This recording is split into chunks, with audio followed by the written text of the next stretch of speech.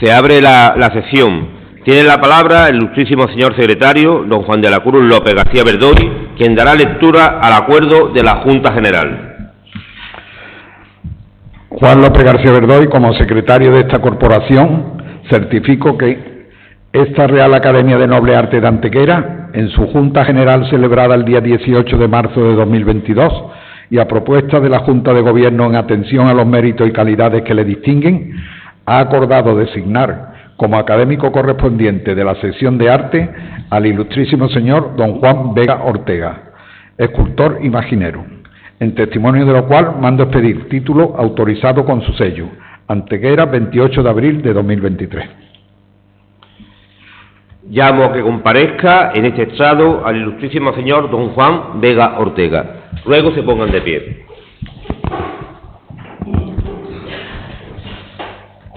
Se ratifica su señoría ilustrísima en la aceptación de la propuesta de ingresar en esta Real Academia de Nobles Artes de Antequera, del nombramiento de académico correspondiente y de formar parte de esta corporación. Sí, me ratifico. ¿Jura o promete su señoría ilustrísima guardar su estatuto y su reglamento y trabajar por ella, defendiéndola y aportando su cooperación? Sí, juro. En nombre de esta Real Academia de Nobles Artes de Antequera, confirmamos pública y solemnemente vuestro nombramiento de académico correspondiente y miembro de esta corporación. Podéis utilizar sus atributos y ocupar su tribuna pública. Procurad enaltecer a esta Real Academia que hoy os acoge en su seno y contribuid con vuestra meritoria labor al esplendor y honra de las ciencias, las artes y las letras, cuyo estudio y fomento nos ha sido confiado.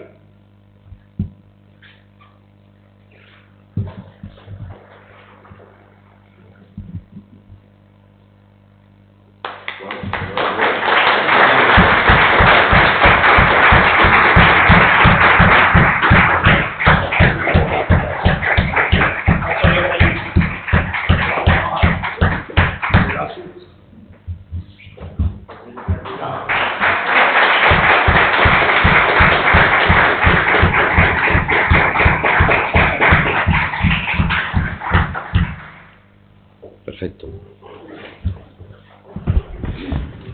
Tiene la palabra el ilustrísimo señor don Juan Vega Ortega, que de acuerdo con lo establecido en nuestro estatuto y en el anexo 1 del reglamento vigente, en el que se establece que las académicas y académicos electos correspondientes, pertenecientes o adscritos a la sección de artes que deseen eludir el discurso de ingreso deberán solicitarlo, así como concediéndoselo a la Junta de Gobierno en estos casos, deberá entregar a la Academia una obra de arte de su producción. En este caso, va a presentar una obra que formará parte de la colección propia de esta Real Academia. Tiene la palabra el ilustrísimo señor don Juan Vega.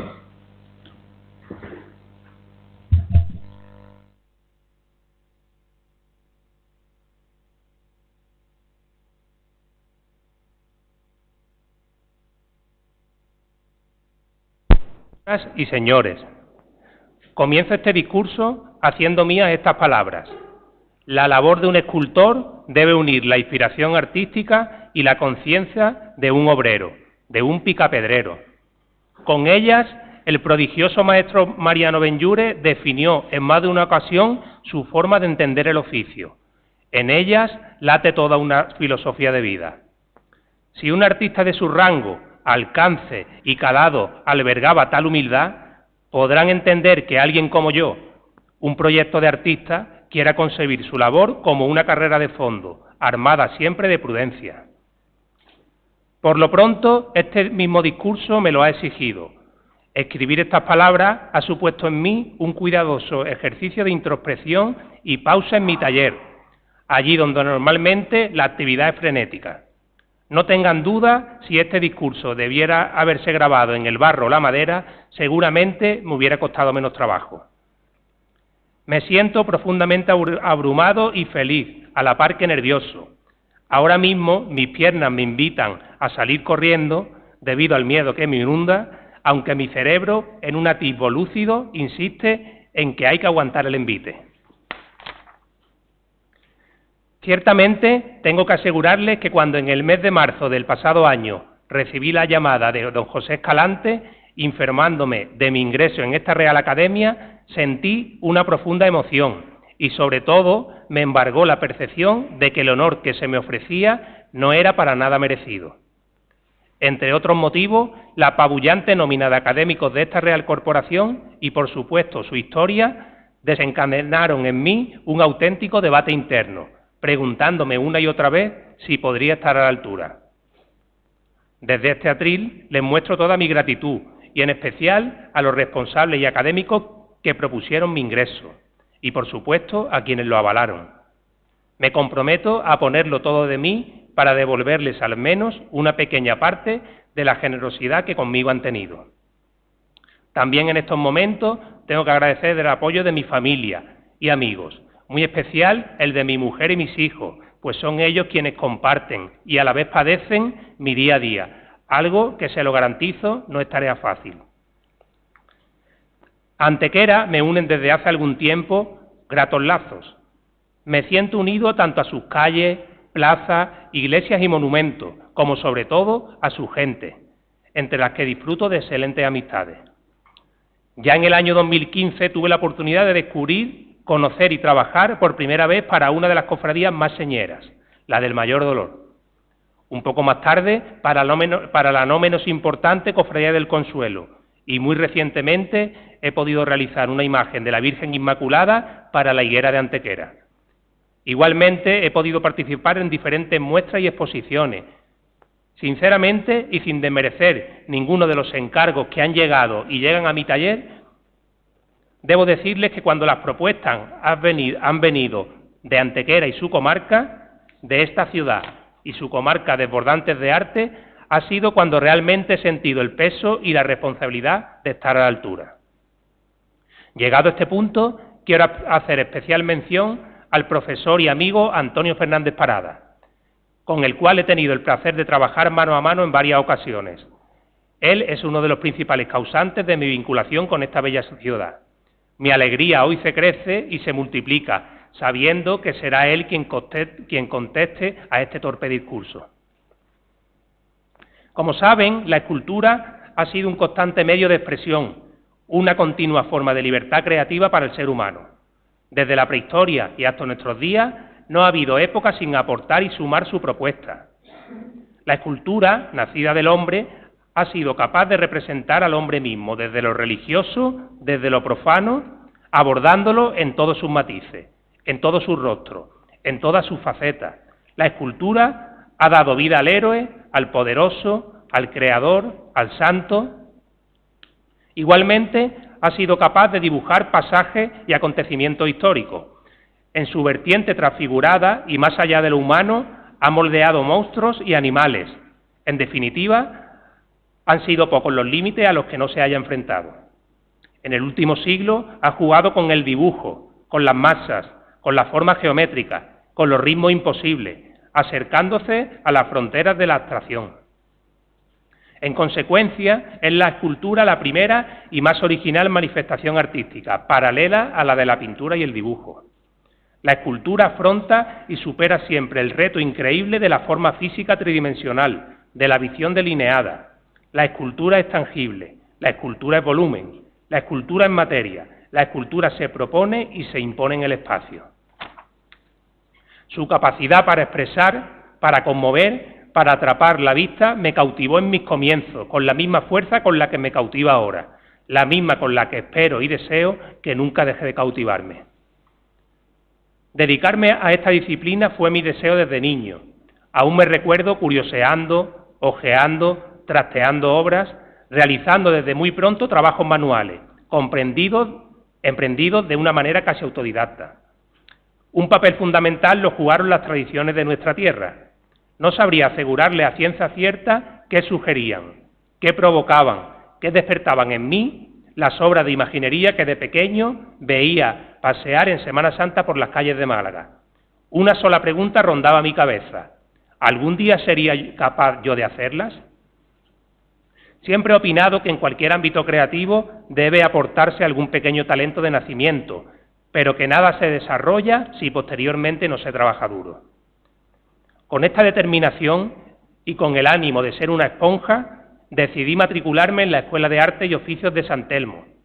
De los primeros años guardo un precioso recuerdo de los profesores y maestros que tanto me influyeron. Suso de Marcos, con su estricto magisterio, Capilla López, con su capacidad didáctica, Salvador González, con su anécdota, o Rafael Liébana, con su gran dedicación. De aquel tiempo me recuerdo tantas veces asomado a la ventana de algún taller de imaginero en ciudades hermanas como Sevilla, tan solo por oler a cedro o atisbar alguna obra en proceso, con los ojos bien abiertos y con más ilusión que la de un niño la noche del 5 de enero. Más tarde llegó la búsqueda de un local donde trabajar, ya que las primeras piezas las tuve que realizar en la habitación de la casa de mis padres. Allí el espacio era minúsculo, por ello, como podrán adivinar, las manchas de arcilla no tardaban en llegar al techo. El destino, que a veces caprichoso, me llevó al barrio donde nací, el popular barrio de la Victoria en Málaga, en Las Lagunillas, concretamente en la calle Cobertizo del Conde. Fue allí donde abrí mi primer taller. Resulta curioso y emocionante que pudiera realizar mis primeras obras por encargo en la misma calle en la que el escultor antequerano don Francisco Palma García trabajara gran parte de su vida, en la que también lo hizo su hijo, Palma Burgo. Mi admiración por ambos es conocida, y aunque pueda antojarse rebuscado, esta agradable coincidencia de la ubicación del taller no hizo más que generar en mí toda una suerte de compromiso para con el oficio, animado por la osadía de intentar garantizar su pervivencia en el barrio. Han sido muchas las horas de trabajo y muchos los proyectos, en gran parte protagonizados por obras de carácter sacro, sin excluir las obras profanas y otras piezas monumentales. La búsqueda en el arte es constante, no por repetido es menos cierto. A quienes nos dedicamos a este oficio en ocasiones nos asalta el bloqueo mental o la crisis creativa. Al igual que para un pintor enfrentarse al lienzo en blanco puede implicar un alto grado de angustia, para el escultor el enfrentarse al bloque amorfo de barro conlleva la ardua tarea de concordar las manos con las órdenes del cerebro, y eso a veces cuesta. Me remito al respecto a lo que apuntaba el ensayista Georg Steiner en su libro Gramáticas de la creación. La obra creada nos declara, con mayor o menor evidencia, que podría no haber sido, y que podría haber sido de otra manera. En ocasiones tengo la sensación de que mi cabeza e inspiración van más deprisa que mis manos. Las ideas fluyen, los proyectos se vuelven infinitos. De alguna manera se acaba imponiendo una lucha continua contra el tiempo para lograr dar vida a obras que en la mayoría de los casos no resultan satisfactorias, sobre todo para uno mismo. En fin, hoy no pretendo aburrirles con mis obsesiones. Lo importante es esa certeza. No hay nada mejor que poder levantarte por las mañanas para emprender lo que más te gusta, aunque el oficio no esté exento de los lógicos sinsabores propios de la vida misma. Por eso, cada día doy las gracias a Dios por haberme iluminado cuando aún era un niño, por haberme mostrado el camino de mi vocación y el amor por el arte. Como antes apuntaba, la influencia del arte de nuestra tierra marca, y mucho. Estoy seguro de que es lo que explica mi marcada vinculación con la imaginería. Son tantos los grandes maestros que intento tener en cuenta: Roldán, Montañés, Pedro de Mena, Gregorio Fernández, Luis Salvador Carmona, Andrés de Carvajal.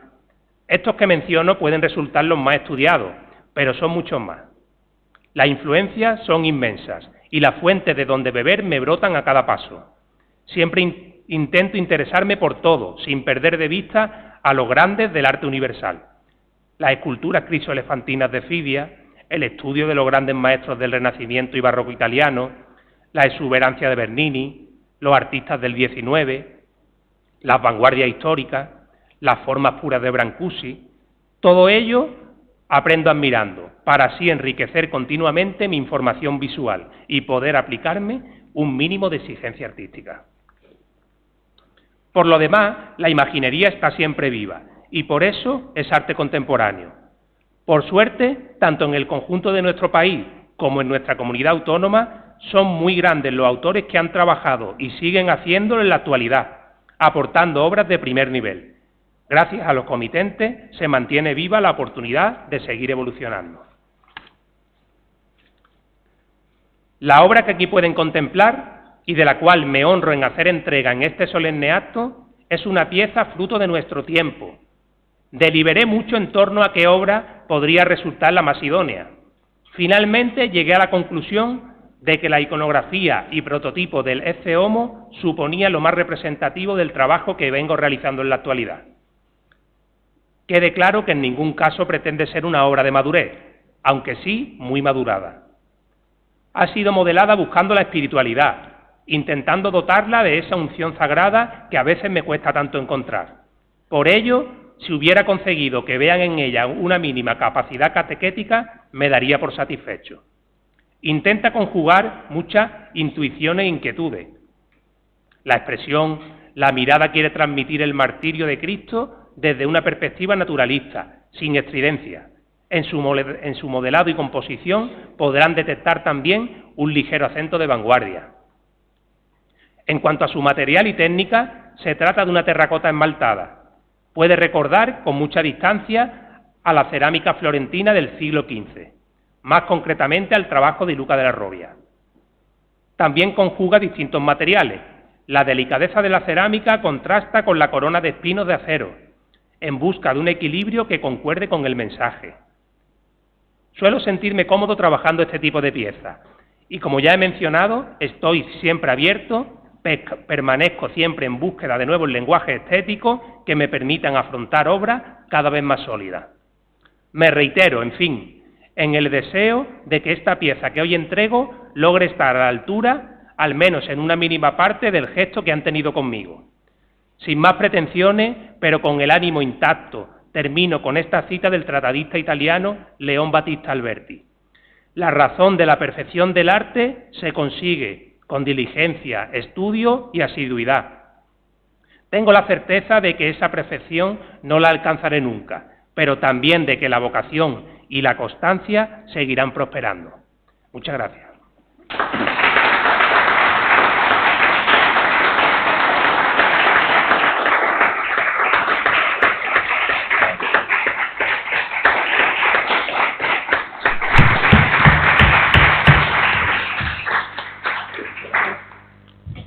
Quiero romper un poco el protocolo y sinceramente debo darte la enhorabuena. Juan Vega es una apuesta personal de este director de esta academia. Estamos en el corazón de Andalucía y en uno de los espacios de mayor producción imaginera a lo largo de la historia, al mismo nivel que las grandes ciudades, Sevilla, Granada. Una academia como esta, que no es un cementerio de elefantes, sino una cosa viva, donde se exige a personas jóvenes, porque ese al fin y al cabo esto es una plataforma de transmisión de conocimiento y de creación, tenía que tener imagineros. Tenemos escultores, tenemos pintores, plateros y otra gente muy rara, pero hacía falta imagineros, y hacen falta imagineros. Y Juan Vega tenía que estar aquí. ¿Por qué? Porque posiblemente sea uno de los mayores y mejores imagineros que hay en Andalucía. Le gusta a quien le guste. Yo no soy de arte, como dice, es que tú no entiendes. Bueno, posiblemente no entiende, pero tengo ojos. Cansado, pero tengo ojos. Y para nosotros es un auténtico orgullo, por lo menos, yo creo que para toda la Junta de Gobierno, para todo el cuerpo académico, tener a un artista de la talla de Juan Vega hoy en la academia. Es un privilegio para la ciudad de Antequera. Enhorabuena y muchísimas gracias, Juan, por haber aceptado el tenerte aquí. No sabes dónde te has metido.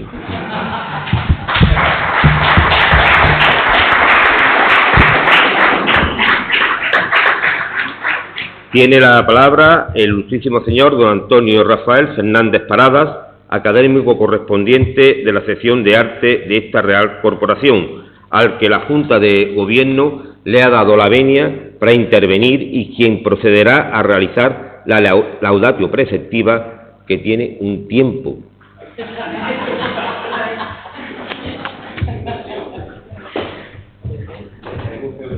Me lo conozco.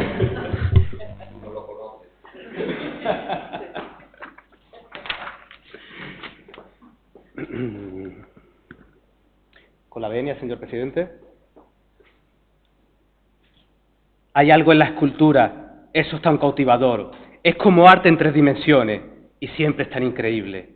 Para ver cómo un artista puede tomar un bloque de piedra o metal y convertirlo en algo tan hermoso que te quita el aliento.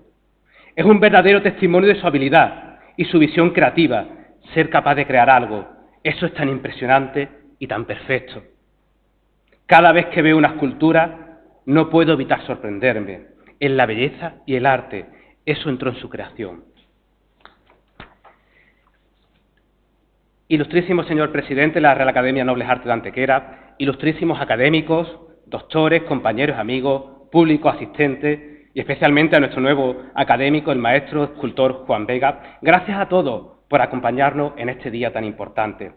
Y gracias a ti, Juan, por ser la persona que me hayas permitido darte la bienvenida a esta casa, que es la casa de las letras, las artes y las ciencias. Yo quería estar aquí, y eso lo sabe todo el mundo, que he peleado, he removido cielo y tierra para estar hoy aquí, porque yo creo en tu arte, creo en tu verdad, y los que consideramos, los que constituimos esta casa, creemos que teníamos la obligación moral de acogerte entre sus muros. Tengo que decirles que nuestro maestro escultor y yo nos conocimos en 2008, justo antes de que yo me fuese a vivir a Londres, hace ya mucho tiempo, nos han pasado muchas cosas. Ya entonces, en 2008, que yo escribía de mueble y no escribía de escultura, ya entonces, Juan, me fascinaban tu obra.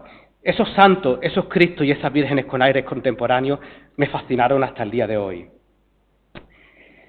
Tengo que decirles también, señoras y señores y académicos, que si yo hubiese hecho esta laudatio hace 10 años, hubiese comenzado diciéndoles: señoras y señores, tengo el placer de presentarles al que será uno de los escultores más importantes de su generación, uno de los grandes escultores de la historia de nuestro país. Pero siento decirles, señoras y señores, que hoy tengo el placer de presentarle al que sin lugar a dudas es uno de los grandes escultores y uno de los grandes imagineros de la historia de España, que no es cualquier cosa, a nuestro maestro en la escultura y el arte de la pintura, Juan Vega Ortega. Gracias, Juan, por abrirme las puertas de tu taller, una y mil veces, por abrírselas a mis alumnos, por dejarme tocar y acariciar tus santos, por permitirme poder trabajar contigo, pero sobre todo por tu amistad, que ya va sumando años a lo largo del tiempo. A lo largo de estos años hemos tenido la oportunidad de comentar en multitud de ocasiones que ambos hemos tenido una trayectoria similar. No en vano tú creas santos y yo me dedico a hablar de ellos.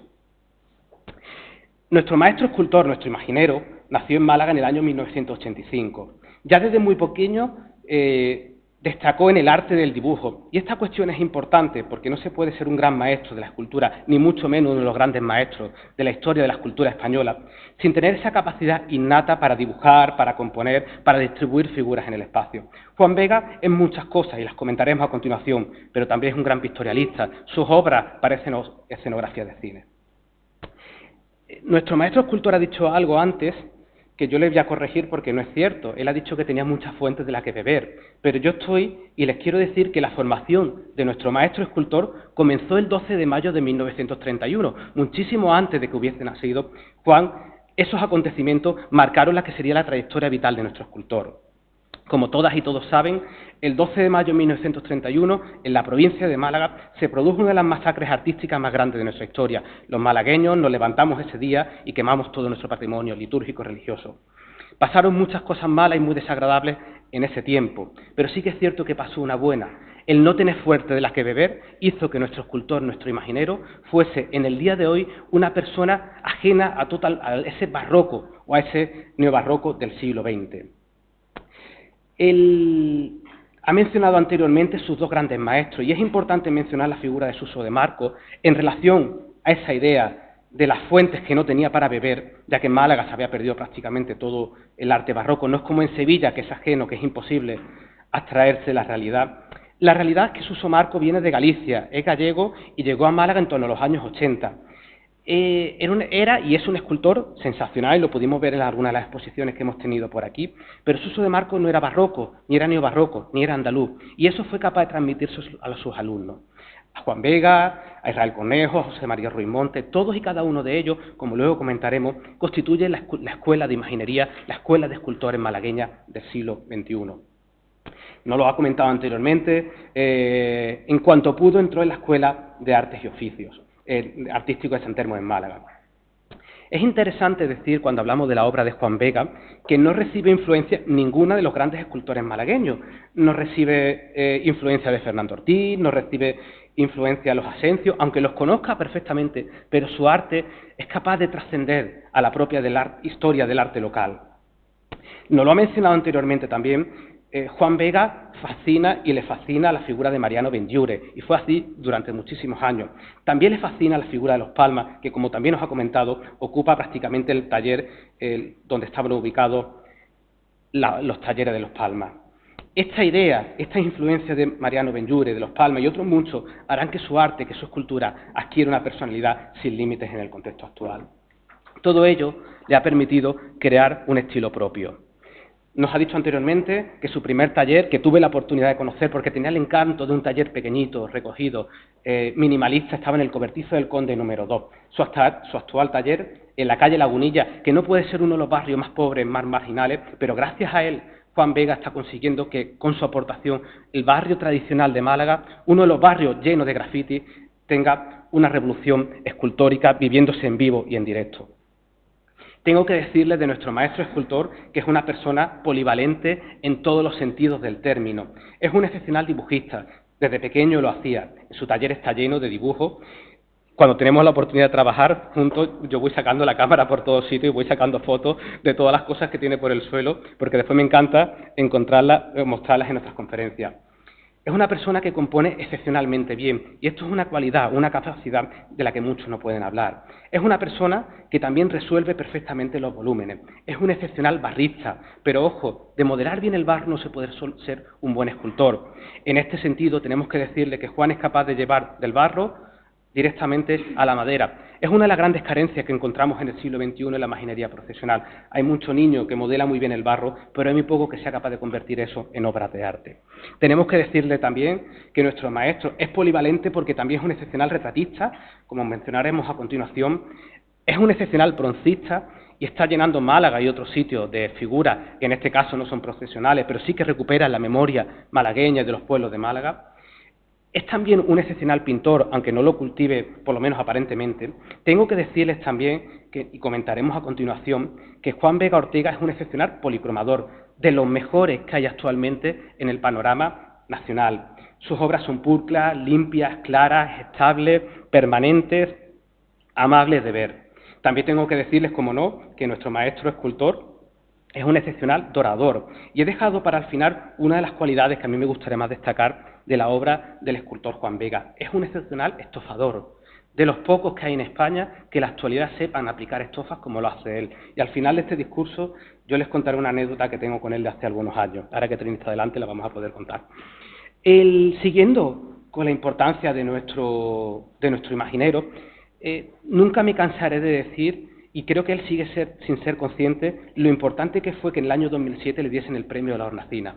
Juan Vega en el año 2007 no era nadie y de repente se presentó al que ya era uno de los premios más importantes a nivel nacional del arte y la imaginería, y lo ganó sin esperar que lo ganásemos, porque era una obra, en este caso como La Virgen de los Desamparados de Goretti, era prácticamente imposible que tan sumamente contemporánea, tan sumamente moderna, con tantos aires raros, diferentes, que no dejan de reflejar la personalidad polivalente de nuestro escultor, ganase por una mayoría muy aplastante el premio de la Hornacina. Nunca me cansaré de decir que eso fue algo, Juan, muy importante en tu trayectoria y que tenemos que seguir recordando. Juan ha quedado todos los años entre las primeras posiciones del premio de la Hornacina y creo, corrígeme, que desde entonces has participado en todas las ediciones, prácticamente has participado en todas las ediciones del premio La Hornacina. Ha participado también en multitud de exposiciones colectivas y cada vez en mayor número de exposiciones individuales. Quiero destacar por su importancia, para los que estamos dentro del mundo de la imaginería, su participación en el Puerta Oscura, en el bar Puerta Oscura de Málaga, porque de hace como 15 o 20 años los grandes imagineros españoles del siglo XX, siglo XXI, exponen en el Puerta Oscura. Para Juan se hizo rogar, fue algo que se hizo rogar, pero llegó en el momento adecuado cuando tenía algo que contarle al público y llevar una obra grande, una obra importante, que fuese capaz de hablar de su quehacer artístico. Como les he dicho anteriormente, ha realizado muchas esculturas monumentales, por ejemplo, el general y corregidor para Málaga, Teodoro Reding, ha trabajado en el busto de la baronesa Thyssen, a la que me consta que conoce en persona, realizó el monumento para la fiesta de los Verdiales en 2017, ha realizado también el busto de Manuel Gámez, está realizando y ha realizado anteriormente un busto para el Pulca, que si lo recuerdan, el del dúo Sacapunta, los más mayores, ha realizado otros retratos de otros pintores, otros escultores, etcétera, ¿no? Es un hombre de una capacidad inaudita de trabajo, es una persona meticulosa, ordenada, en todos los sentidos de su vida, a diferencia de otros escultores. Le puedo asegurar que si encargan una obra en el taller de Juan Vega nunca tendrán problemas al respecto con ella. Por mencionarle algunas imágenes profesionales, ha hecho multitud de Cristos, santos, vírgenes, para multitud de sitios diferentes. Cómo no destacar la que sin lugar a dudas para mí es su obra, o es mi obra, vamos a proyectar nuestro yo poético, la obra de los Desamparados de Goretti, en Málaga, que les he dicho anteriormente que ganó el premio La Hornacina y que es una obra que derrocha modernidad y contemporaneidad en 2007 y en 2022. Ha realizado un Cristo yacente para verja, que de hecho, curiosamente, hace poco tuve la oportunidad de verlo en persona. Ha realizado el Cristo de la Compasión para recoger a los difuntos del cementerio de Málaga.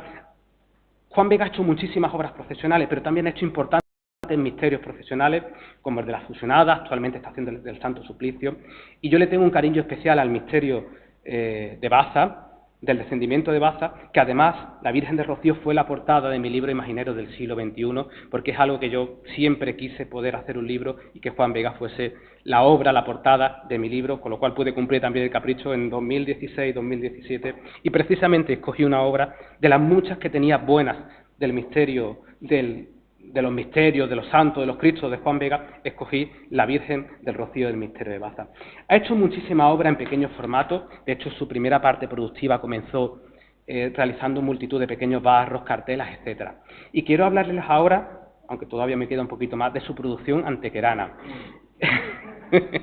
Voy a seguir hablando, pero...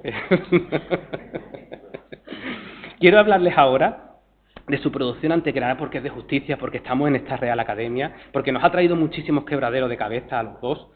Tengo que decirles que antes de la llegada de la obra de Juan Vega a Antequera, prácticamente hacía más de 50 años que no llegaba ninguna obra a la ciudad de Antequera. Había llegado el Angelito Cirineo de los estudiantes y poco más. A finales de los 80 llegó el programa iconográfico de los barros del Cristo del Nazareno de Arriba, de nuestro compañero Pepe Romero, desaparecido recientemente, pero es muy triste que en la cuna de la escultura, como lo decía Pepe, nuestro director anteriormente, no hubiese llegado ninguna obra nueva prácticamente en 50, 70 años.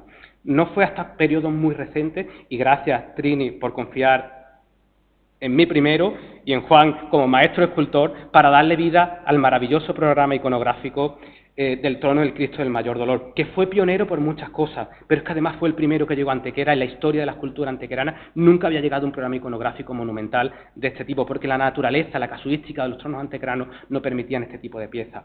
En ese programa iconográfico tuvimos la oportunidad de pensar cuál fue la historia de la Sagrada Túnica y completar el misterio, el ministerio del Cristo del Mayor Dolor. Juan hizo todos los demás. Fue capaz de darle vida a ese universo imposible, porque no me cansaba de imaginar cosas y Juan era capaz de inventar todo lo que yo era capaz de imaginar. Es bonito cuando ves que se materializa esa obra que está ahí, que todos podemos conservar. Le tengo un cariño especial. Yo siempre me quedaré con la cartela de los caballos, no puedo evitarla. Para mí es una de las grandes cartelas de ese misterio. La segunda aportación de Juan Vega para la ciudad antequera fue el programa iconográfico del trono procesional del Cristo de la Misericordia, que como el que todos saben, era el mío, el que me dolía, el que tenía implicaciones personales y emocionales. Y fue muy bonito también, Juan, poder disfrutar de ese periodo y compartir contigo parte de tu experiencia creativa. Y recientemente, creo que lo hemos visto este año en la calle por primera vez, ¿no? El anterior, el que teníamos por la pandemia, estrenó el Sayón para la Cofradía del Mayor Dolor, una obra importante, una obra monumental, una obra que realza totalmente los valores plásticos del Cristo del Mayor Dolor. Es una obra contemporánea, es una obra bien pintada, bien acabada, es exquisita en su forma, en su textura. Es la primera obra grande que llega a Antequera. Bueno, esta sí que desde que llegó el misterio de la pollénica en los años 50, creo que no había llegado nada de los talleres de Dolor. Hemos pasado de los talleres de Dolor al maestro, o uno de los maestros más importantes de la ciudad de Antequera. Con lo cual, Trini, siempre gracias, gracias y gracias por traer cosas tan importantes a la ciudad de Antequera. Juan Vega también ha hecho sus incursiones, por adelantarles un poco más, en la escultura contemporánea. Esto es importante porque de vez en cuando nos lo encontramos de repente en una exposición súper rara en algún sitio perdido donde lleva alguna obra contemporánea, pero es que también es escultor, no solo es imaginero. Nos ha comentado anteriormente la exquisitez de lo que estamos viendo aquí, de este busto, que es una delicia poder compartir esta obra tan clásica, tan moderna.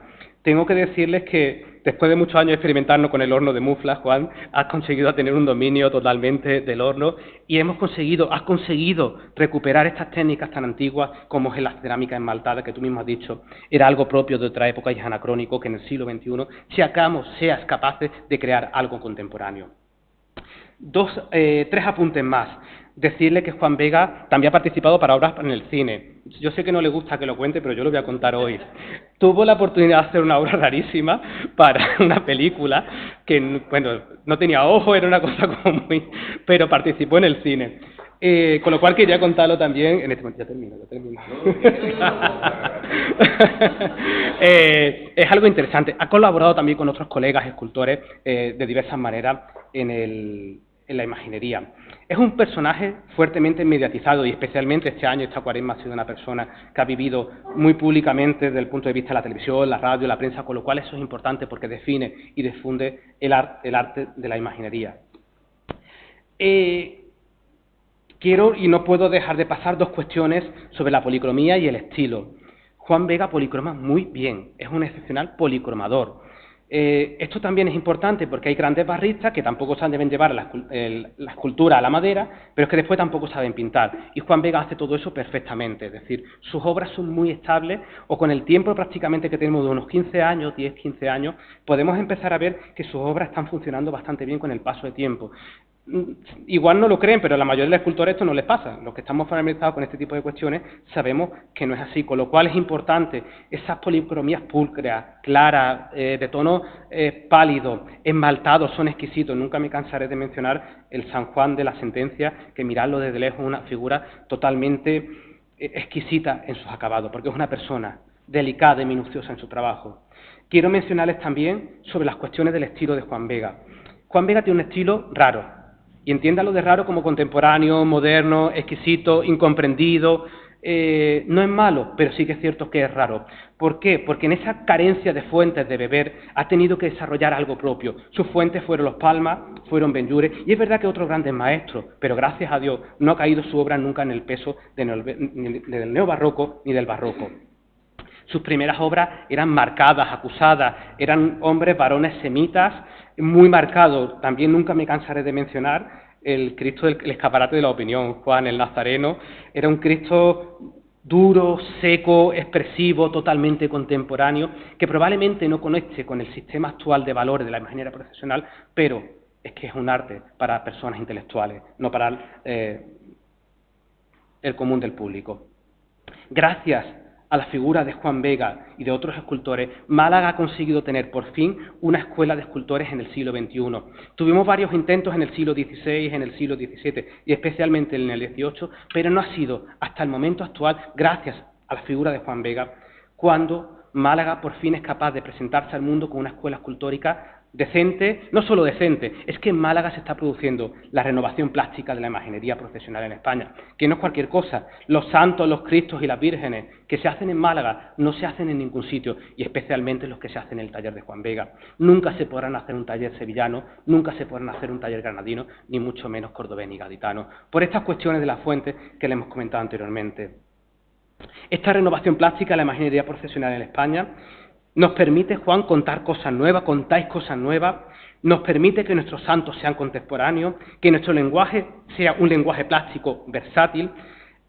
Nos dice, Juan, y nos cuenta tu obra, que la imaginería profesional es capaz de crear nuevos lenguajes y nuevos relatos, que la figuración también puede ser moderna y puede ser contemporánea, pero sobre todo, Juan, tu arte y el arte de la imaginería profesional y esta renovación de la plástica profesional española nos habla de un arte que sigue vivo, que sigue vigente y que nos augura muchísimo tiempo de supervivencia. Quiero ir terminando esta laudatio a nuestro escultor, pero les he dicho anteriormente que les quería contar una anécdota, porque para mí en mi vida fue importante, y como está Trini aquí hoy, pues la vamos a contar. En un día de crisis, de presentar las cartelas del Cristo del Mayordomo, donde todo salió mal, entre ellos un camión cruzado en mitad de la calle, que fue horrible, pues no sé si lo recuerdan. Se volcó un camión en mitad de la autovía y no pudimos pasar llevábamos las cartelas en 2 coches diferentes. Bueno, aquello fue de estas cosas que pasan, porque al final somos todos humanos. Yo lo siento por ti, Trini, porque entiendo que tuvo que ser un día muy duro. Fue un día muy bonito, pero previo a ese día pasó algo, para mí una de las cosas más bonitas que he visto en mi vida, y ahora lo van a entender por qué. Juan había estado toda la noche trabajando en las obras, estaba agotado. Yo llegué a alguna hora de la mañana, de primera hora de la mañana al taller, y para mí en mi vida se quedará una imagen, Juan, que no sé si la recuerdas, que estabas tirado literalmente en una esquina del taller con un palillo en los dientes sacándole las estofas a uno de los relieves. Fue algo tan bonito, tan emocionante. En aquel momento entendí en mi vida lo que era el arte. El arte es una cualidad humana que está intrínseca, que es innata a las personas. En el cansancio, en la soledad, en la pena de las horas de trabajo, Juan era capaz de crear arte con un palillo de dientes. Y allí estaba sacando las estofas a los relieves de la cofradía del Mayor Dolor. Entendí muchas cosas aquella noche, Juan, con aquel trabajo. Para terminar, como estamos en la tierra de los grandes escultores, en la Escuela Escultórica Antequerana, Pepe, para que no haya ningún tipo de duda al respecto, en estos días cuando yo preparaba este documento, hice una reflexión que la extendí al resto de los maestros escultores antequeranos. Y yo me pregunté, ¿qué pensarían los grandes maestros de la escultura antequerana de Juan Vega? ¿Qué pensaría Diego de Vega? ¿Qué pensaría Juan Bautista del Castillo? ¿Qué pensaría Antonio de Rivera? ¿Qué pensaría el maestro Andrés de Carvajal, que tenía que tener un carácter seco y duro? No han mencionado antes a mi Diego, por cierto, Juan, te lo recuerdo, que Diego Márquez también existía y no lo han mencionado. ¿Qué pensaría mi Diego, sobre Juan Vega? ¿Quién pensarían los primos? Bueno, les tengo que decir que no me interesa lo que opinara o lo que pensara Miguel Márquez. Todo el mundo sabe mi opinión al respecto de él. Probablemente, Juan, pensarían que aquí está pasando algo grande, que tu arte, Juan, es grande. Y ahora sí, Juan, bienvenido a la Real Academia de Nobles Artes de Antequera, a mi casa, a nuestra casa, y a la que a partir de hoy es también tu casa. Es todo por mi parte. Muchísimas gracias a todos y a todos.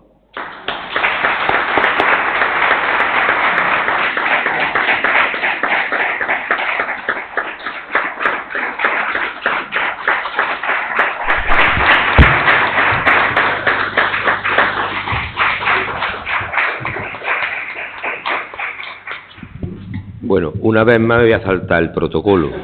Lo siento, lo siento. Hoy estoy muy mal, la verdad.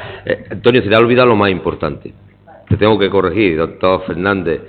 ¿Tú sabes la importancia de la obra de Juan cuál es? Que su obra transmite vida. Tú la miras y la obra te habla. Y eso solamente lo hacen los grandes. Hay mucho chaval con unas técnicas perfectas, pero que lo que te crean está muerto. No transmite, no comunica, y Juan tiene ese arte. Por eso está aquí.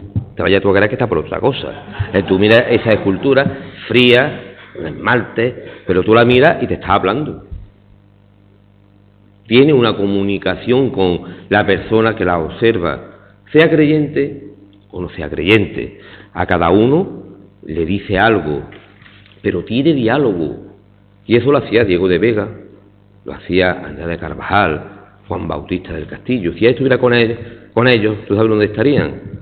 En una taberna bebiendo vino agrio y hablando de lo humano y de lo divino, como harían cualquiera en esa época. Dicho esto, Sara, tú que yo sé que tú eres una gran admiradora de Juan Vega, si quieres decirle algo, ya que hemos roto el protocolo, pues ya hoy tirado, como se dice en esta tierra, ya tirado al río. Muchas gracias, Pepe. Buenas tardes a todos. Para mí la verdad que hoy es un orgullo estar aquí. Como siempre, disculpar la ausencia del alcalde por motivos de agenda, hoy no puede acompañarnos. La verdad que hablar de cultura, hablar de arte, hablar de Juan es una maravilla. Antonio, la verdad que darte las gracias por esa magnífica presentación que ha hecho de Juan. Y yo me voy a mojar un poco porque tú hablas de arte, pero para mí el arte, a mí la escultura que hoy presenta ante esta academia y que presenta ante los antequeranos, me transmite el alma, el espíritu, la pasión y la muerte de quien lo dio todo por nosotros. Es imaginación de lo real y lo irreal plasmado en una escultura en la cual nos transmite al verdadero Dios o al verdadero Jesús, como queramos llamarlo, que siempre está presente en nosotros. Entonces, la verdad que es de agradecer. Muchísimas gracias por ofrecer tu obra, por ofrecer tu escultura ante todos los antequeranos, ante las cofradías, como ya se ha hablado anteriormente. Y para mí es un orgullo, de verdad, lo vuelvo a repetir, el estar hoy aquí. Me siento, la verdad, bastante... Sí, no te rías, Pepe, pero es cierto porque es verdad, he venido a otro ingreso en la academia de otro tipo de familias profesionales o de arte, ¿no?, que se puede llamar, pero al fin y al cabo el que te despierta el alma es el que te atrae. Y esta tarde nos ha despertado el alma, nos ha traído, nos ha llegado y nos devuelve a esa Antequera en la que todos somos cofrades y todo llega un momento en el que nos llega al corazón. Por lo tanto, muchísimas gracias por tu obra, por tu dedicación, por toda tu trayectoria y por todo lo que transmites. Muchas gracias.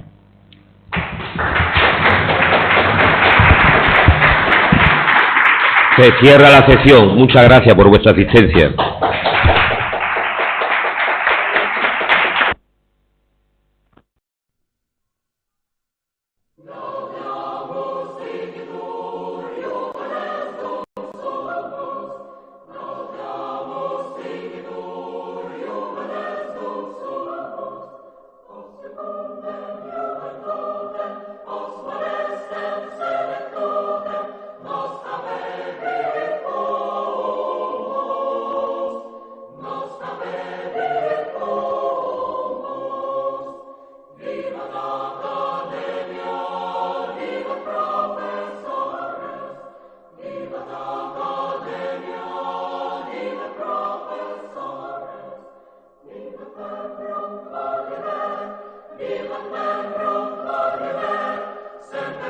Viva